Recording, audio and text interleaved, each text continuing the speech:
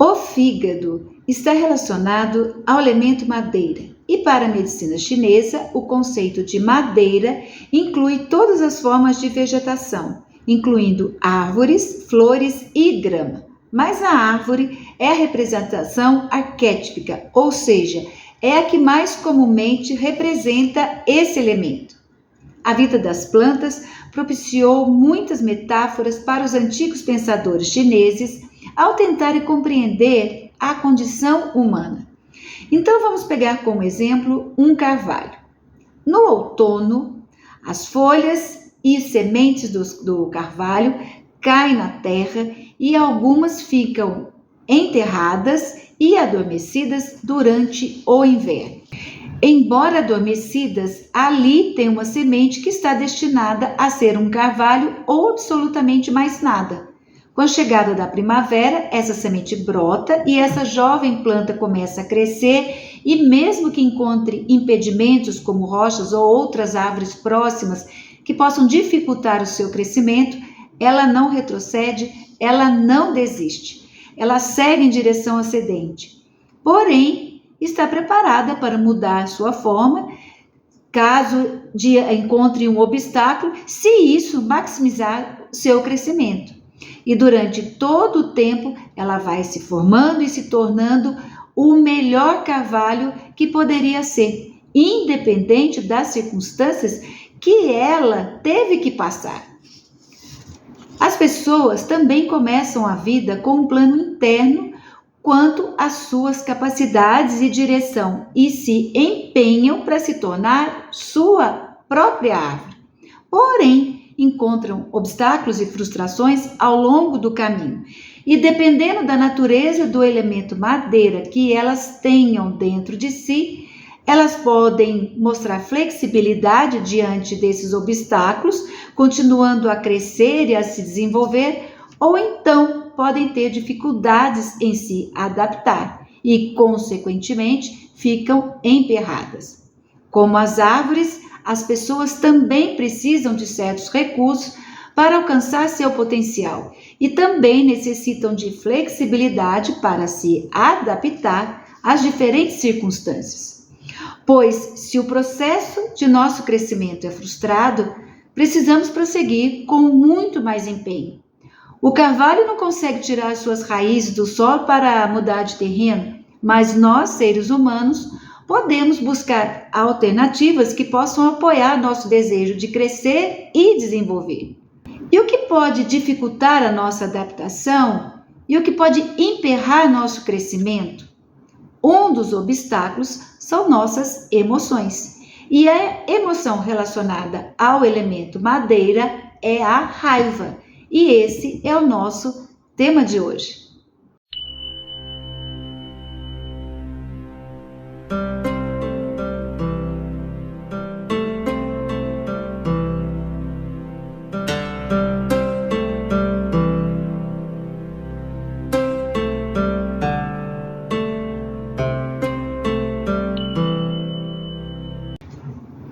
A emoção relacionada ao elemento madeira e, consequentemente, ao fígado é a raiva.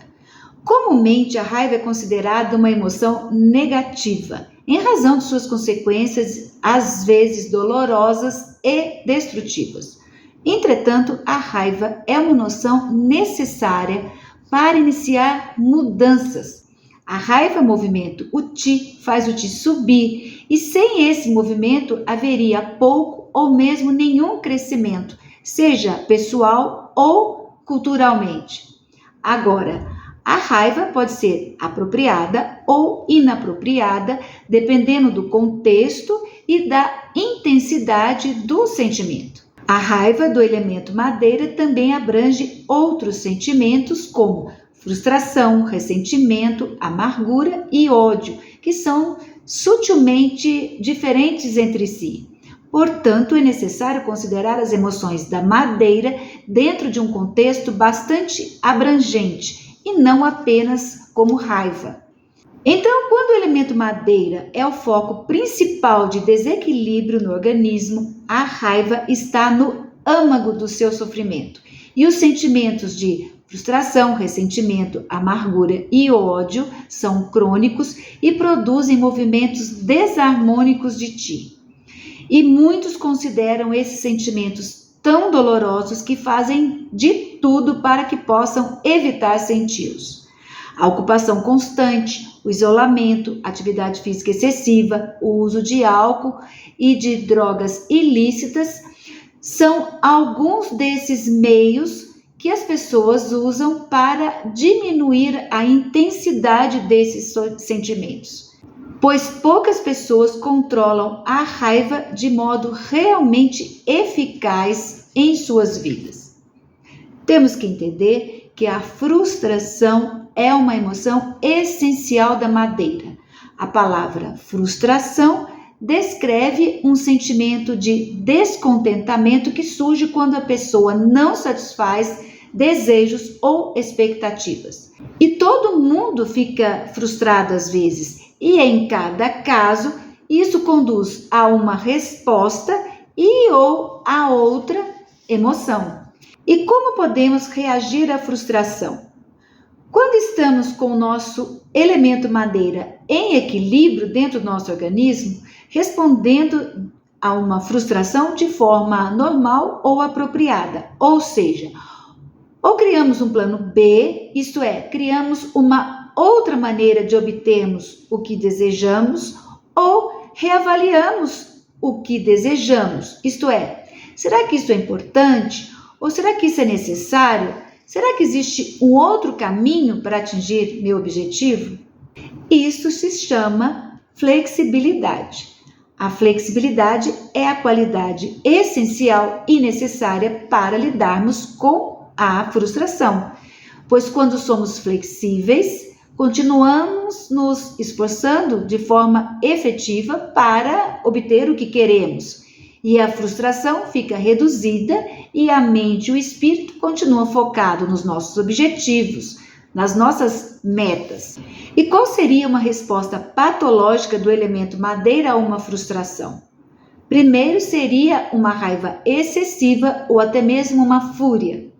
A raiva acende o ti do fígado, e quando o ti do fígado acende, as pessoas lutam para conter a sua força, e isso pode fazer com que adotem um ponto de vista rígido e inflexível.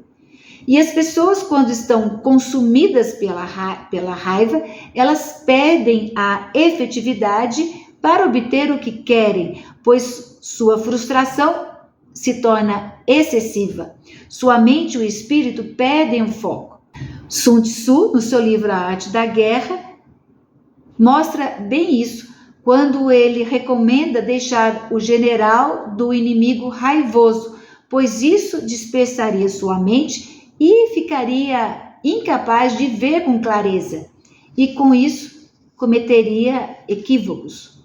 O que vemos no Ocidente é que a hostilidade e a raiva estão consistentemente relacionadas com doenças cardíacas, deterioração geral da saúde e aumento da mortalidade.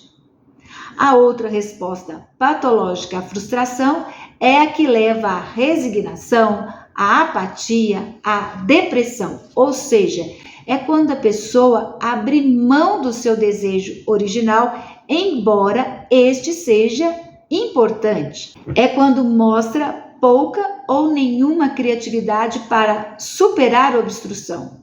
Nesse caso, seu ti não acende, e como eu expliquei anteriormente, é necessário que o ti acenda para gerar mudanças, para gerar crescimento. E com isso, a pessoa não se esforça para superar o desafio de atingir seu potencial, de atingir seus objetivos. Acontece que quando essa atitude se torna crônica, o ti do fígado começa a estagnar, e isso pode se manifestar com tensão muscular, irritabilidade e uma ampla variedade de outros sintomas no corpo. A mente e o espírito não ficam mais concentrados em um objetivo claro. As atitudes podem variar em indiferença, apatia, indolência ou tédio. Uma forma positiva à resignação para lidar com a frustração é a benevolência. Benevolência é a aceitação genuína, é a aceitação verdadeira. É ser compreensivo e tolerante diante uma situação, como a de abrir mão de algo importante para você, por exemplo, pois a benevolência deixa inalterados o espírito e a vitalidade, enquanto a resignação pode provocar depressão e supressão da vitalidade. Em resumo, as pessoas podem sentir resignação e raiva em diferentes ocasiões quando lidam com a frustração.